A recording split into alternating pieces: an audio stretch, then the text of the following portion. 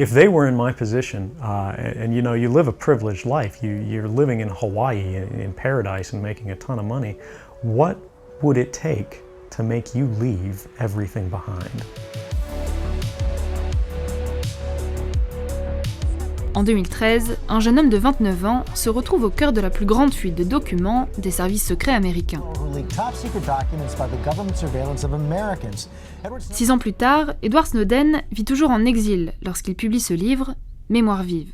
Un récit autobiographique de sa jeunesse au moment qui a changé sa vie, dans lesquels se trouvent les clés pour comprendre comment il est devenu le lanceur d'alerte le plus connu au monde. Il s'est pas levé un matin en se disant « Ah, je vais devenir le plus grand lanceur d'alerte de l'histoire ». C'est une succession de petits événements, de cheminements personnels, d'enquêtes même, qui peu à peu, sans qu'il y ait vraiment de déclencheur, le poussent à collecter des documents et à les remettre à des journalistes. La première clé de compréhension se trouve dans ses origines.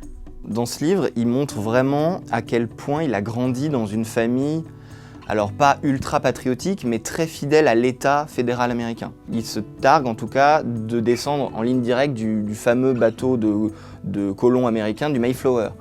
Il dit « Tous mes aïeux se sont battus dans toutes les guerres qui se sont passées aux États-Unis ». C'est pas du tout quelqu'un qui, dès le début, se dit « Je vais trahir, je suis révolutionnaire, je veux… » Au contraire, il était persuadé que ses valeurs à lui, de patriote, étaient défendues par son gouvernement. Ce qui explique qu'il était extrêmement favorable à la guerre en Irak et en Afghanistan, qu'il s'est engagé dans les forces spéciales, qu'il a rejoint les services de renseignement. C'était vraiment, pour lui, la conclusion logique. C'est au moment où il était à l'intérieur de ces services de renseignement que ce qu'il a vu, ce qu'on lui a demandé de faire, est entré en conflit avec ce qu'il estimait être ses valeurs personnelles, mais les valeurs originelles de la Constitution américaine.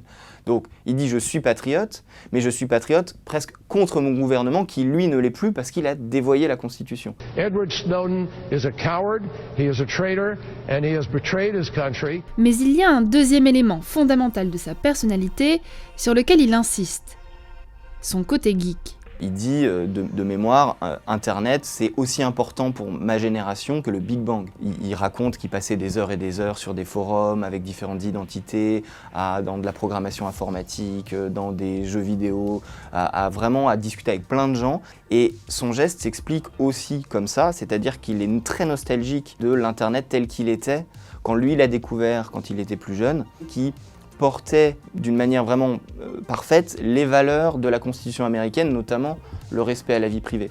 I remember what the internet was like before it was being watched, and there's never been anything in the history of man that's like it. Selon lui, cette période de l'internet a été totalement perdue, dévoyée à la fois par le comportement des agences de renseignement, mais aussi par la prédation de grandes entreprises comme Facebook, comme Google, qui récupèrent nos données personnelles et ont dénaturé, recentralisé, dit-il, Internet. En 2007, lorsqu'il entre à la CIA, il fait face à une autre réalité. C'est là que, petit à petit, une série de déclencheurs vont le pousser à trahir son gouvernement. Snowden commence à se poser des questions sur le rôle des agences de renseignement assez tôt. Dès qu'il est à la CIA. Il tombe un jour sur un rapport.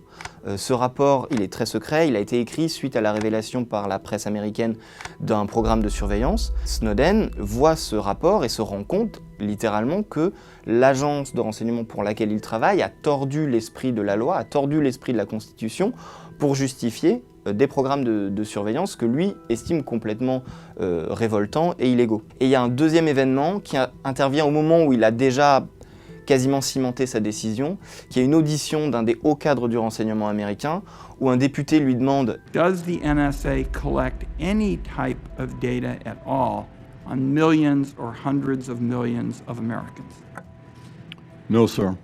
Not wittingly. Et il répond vraiment très clairement « pas volontairement », alors que tout ce que voit Snowden en interne, c'est l'inverse, c'est oui, il collecte des choses sur les Américains, il les utilise pas toujours, mais en tout cas, il cherche à collecter un maximum d'informations.